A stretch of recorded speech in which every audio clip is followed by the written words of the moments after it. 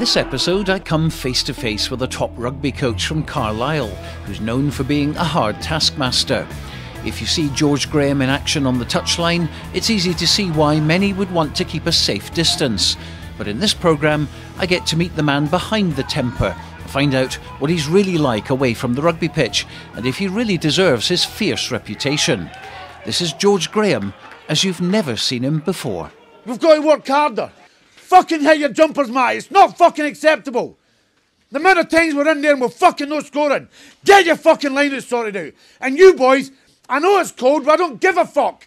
Work harder to get out faster to make his jobs easier.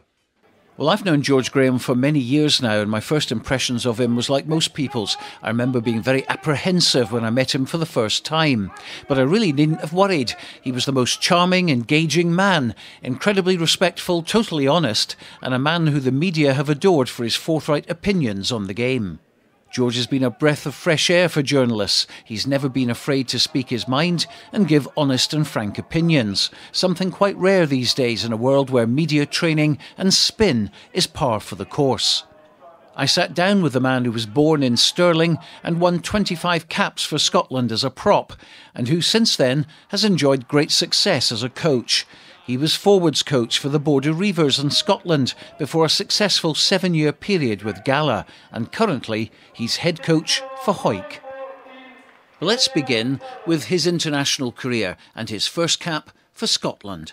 I got asked to play for a development side against Queensland, I think, which was up in Fife, and I played in that game and I played all right. And then in 1997, I think Richie was the coach, Richie Dixon. And he invited me up to the Autumn Internationals, and I got my first cap there against Australia in November. So yeah, that's my earliest recollection of that and how it happened. But I knew Richie for a long, long time.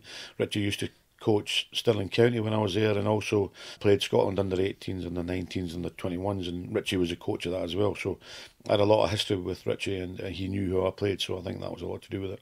And did the first cap fly by quite quickly? Well, I was on the bench and I came on, I think I had about 20 minutes, and I think it was the snap of a finger and the game was over. I remember running on, it was a scrum against Australia under our posts, which we were under severe pressure, and I just kept remembering, don't go back, don't go back, don't go back. So yeah, I think that's all I can really remember of the game. As you say, it goes by that quickly. But 25 caps, including World Cup, of course, and there's some footage of you in doing pretty well in that. Yeah, I was very fortunate, to be fair. We about the whole scenario. I had booked a holiday with the family in the summer, as we always did when the Falcons had finished, and I was training with Scotland. And I said to Jim, I says, listen, I don't want to be presumptuous, but will I be going to tour to South Africa? And he went, well, I don't think you will be, George. And I went, well, that's fine. Obviously, I'm disappointed, but I can understand it. I'm 33-year-old at the time. I says, because I had booked a holiday. And he said, right, no, that's fine. So then I remember going we were playing for the Falcons a couple of months earlier, obviously. And we were going down, and then I think Dougie Morgan, who was the manager at the time, phoned me up and said, listen, George, says, Jim has changed his mind. He wants you to go to South Africa now. I went, I've already booked a holiday. And he went, oh, well, you won't be able to go. And I went, I don't think that's going to be the case. I said, I don't fancy telling my wife that we've already paid for this holiday and we're not going. And he said, well, when will you come back? I said, I think I come back on the Saturday before the Sunday. And we flew out on the Sunday. And I says, if you're happy with that, then I'll go on tour. But I says, I'm going on holiday with my family. He went, no, I don't think so.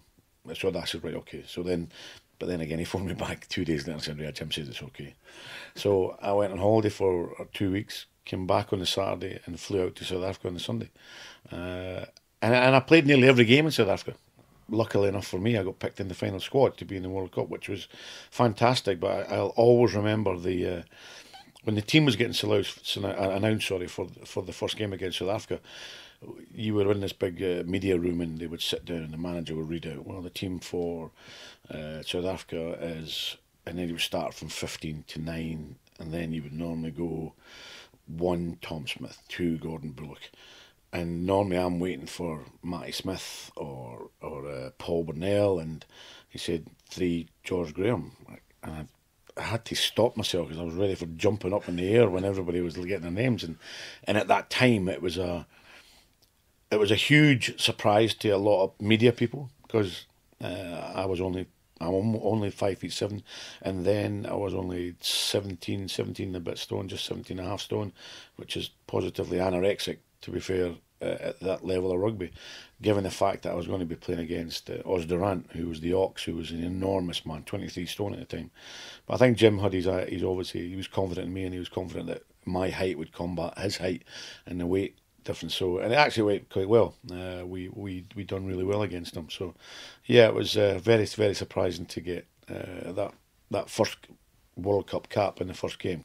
Well, inevitably you were going to stay in the game after your playing career was over. So, what kind of directed you towards coaching? I think I've always had that. I was in the army for 11 years, and in the army I was a physical training instructor, and it was easy for me to stand in front of a group of players or boys in the army and get them to do what you want to do and get your point across by how you describe it or how you act.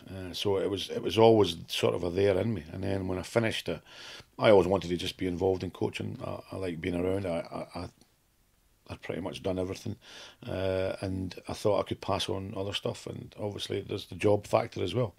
So yeah, I was lucky enough that Tony Gilbert offered me an assistant coach's job, and at the same time I think I was 38 at the time, I became the player coach of Gala for my first stint there, and really enjoyed that. And I think that's when I got my teeth into working with amateurs, and then still doing the assistant coach with the Borders, and then the year after that I became the forward coach for the Borders when Steve Bates took over, which I couldn't obviously then work with Gala, and so I was just coaching the other time.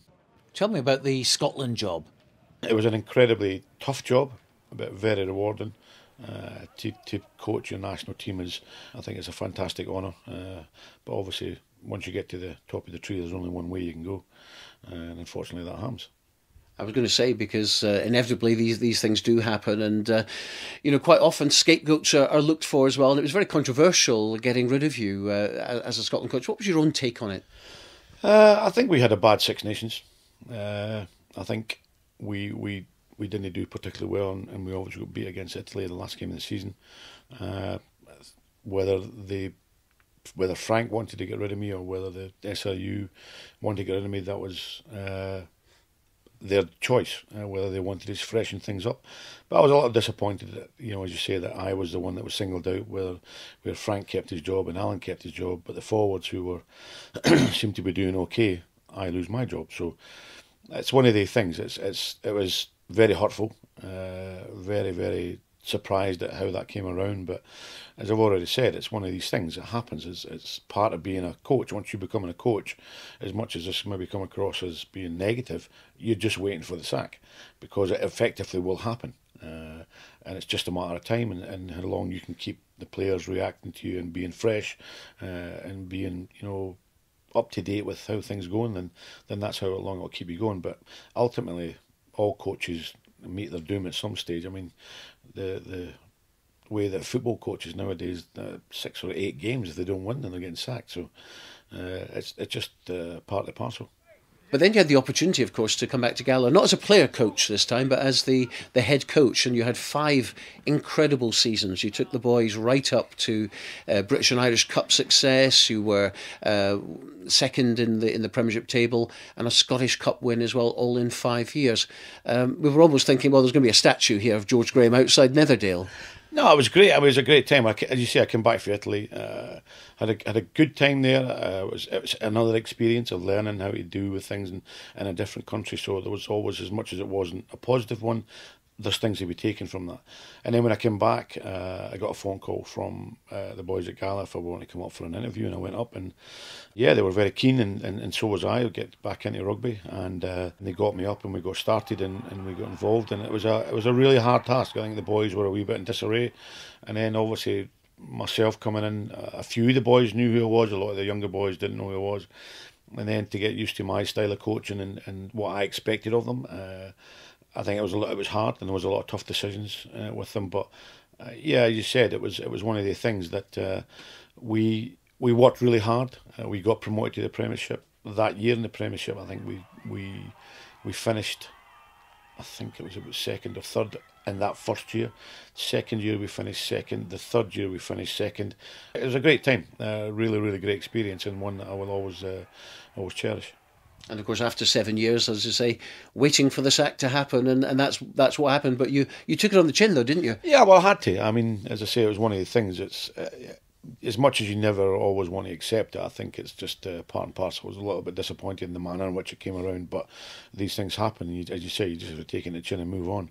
And to be fair, I had about a year and a half sabbatical from coaching, and I was really enjoying it because I was just going around watching my own sons play. George, he moved to Penrith, so we'd go and watch him, and Gary was in Jersey, so we'd go there a couple of times and watch him in Jersey, and Guy was playing down at Carlisle, so we would just spend a time. It was really good. No pressure, no hassle, getting worked up on the sidelines, so it was good to go and watch them. But then I was going and watching Guy at Hawick. He went to Hawick a year after, and I was going to him, and they were, as I said, they were getting beat constantly and beaten, and you're standing on the sideline as a coach, you're going, I can fix that, I can sort that out. Why is he doing that? I can make him do this, that sort of thing. And then I kept saying that, and I was going, right, I'm not going to do nothing, I'll not get back involved.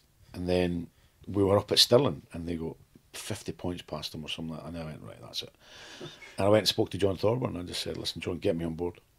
I think I can do this. I think I can help the club out. I've got things that I can sort. I said, however, I will only get involved if Darren, who was the head coach, okays it. If he's okay with that, then I would like to get involved. So they did, and then obviously the first game in charge, or not in charge, when I was assistant, was up at Harriet's. It was horrendous. We shipped in 70 points, and I think the boys got their first taste of me at half time there, because I wasn't a happy bunny. So I let rip and give them it. It didn't make any difference because I don't think they knew how it was.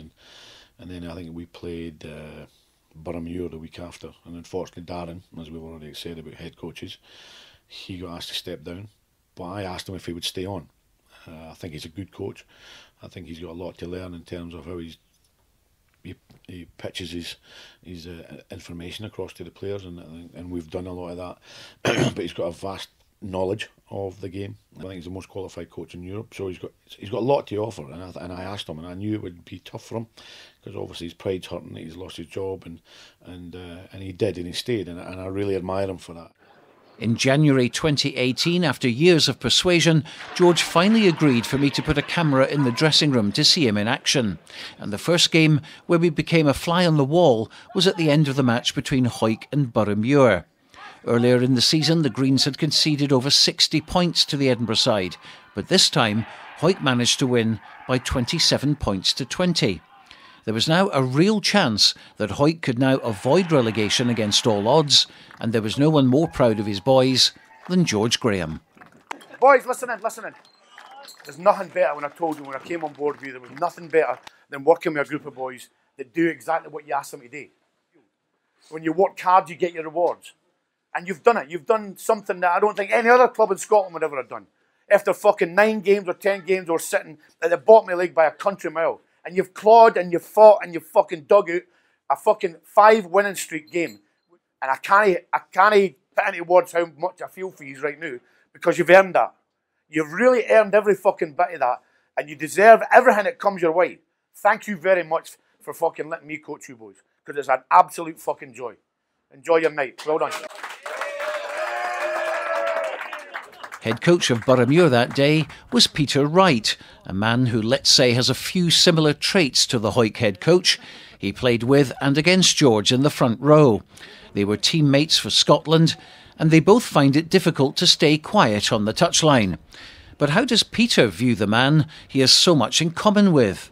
I think we're both kind of from that old-fashioned ilk of demanding a lot from players and being quite vocal on the pitch, expressing our disappointment at refereeing decisions and players' decisions. And it's good to have guys like George back in the Premiership. You know, he was Gala for years and was fantastic.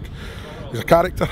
You know, and that's, I think we don't have characters anymore in rugby. We have very limited guys that have done things the hard yards way, and George is particularly like that. And he got his team performing today, and they thoroughly deserved the victory in the end. You know, I think George as a player was robust, aggressive, a wee battler, tough to play against, never easy. And he's just brought exactly what he played. He brought on the playing field to the training paddock, and you know, he gets respect for players. He's demanding. I think he's aggressive in his coaching style. But he's shown with the success he's had with Gala, and now, you know, 5 games in a row he's had with Hawick with victories. That says a lot for a team that were awful. You know, at the start of the season we took 60 points. What a turnaround! We beat this Hawick team with 60 points, and we now lose 27-20. That's a huge turnaround, and that's down to one man. That's not down to it's down to the players, but that's one man. It's made those players believe that they can go out there and win games. And you know, I hate the fact that he's came and done it. But you need guys like him in the game. You've got to keep guys like him in the game. Let's talk about your coaching style now, because it is pretty unique. A lot of people see me in the sideline, as you've seen, Stuart, and I am very animated. I'm very passionate. I'm very honest about how I see things, and I'm very honest how I tell players what they're doing right and what they're doing wrong. And the only way you can do that is by respect.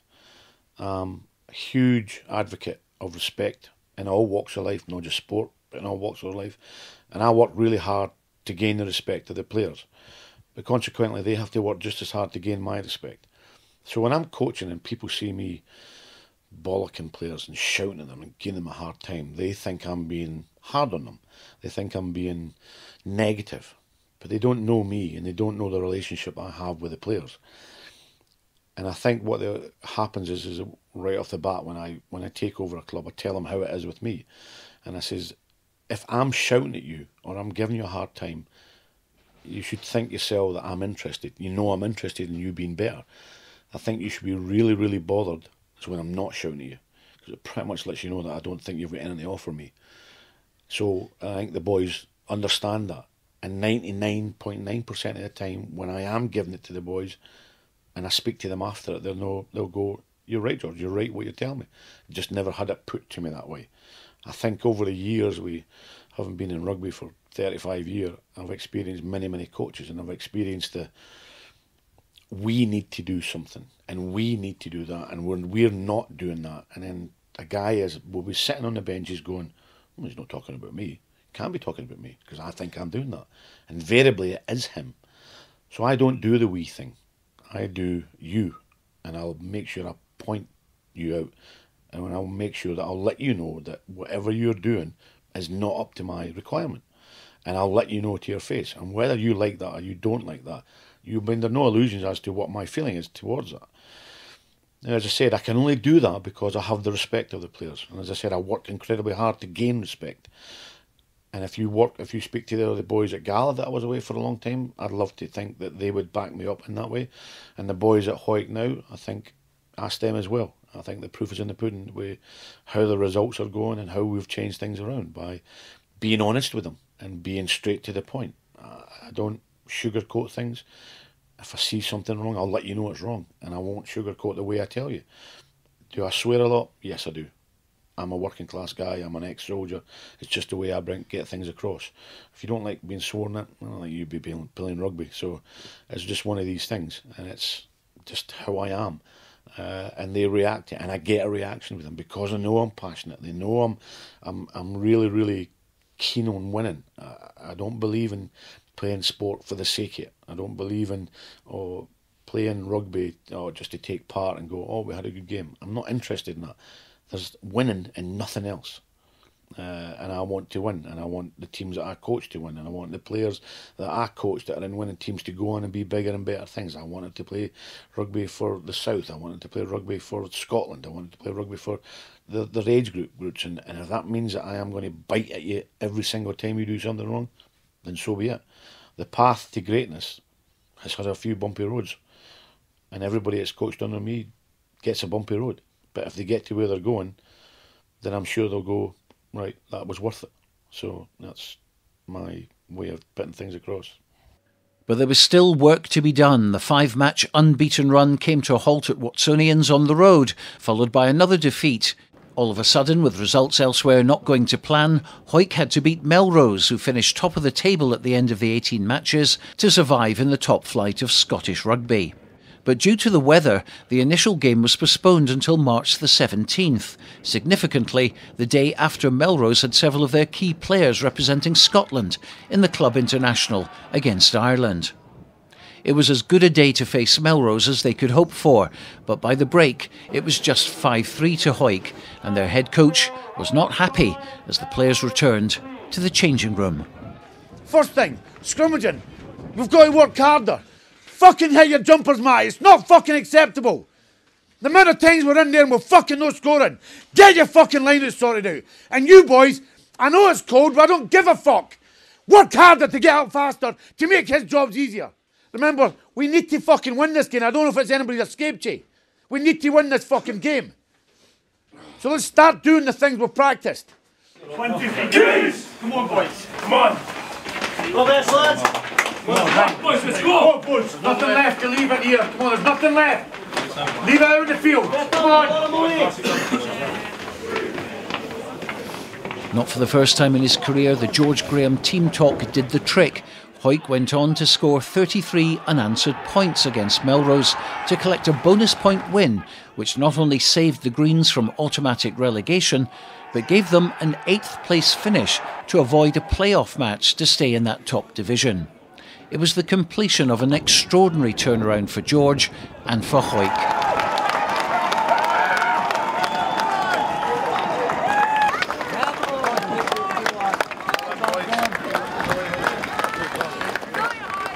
Nobody gave us a fucking chance of staying in this league. Absolutely nobody.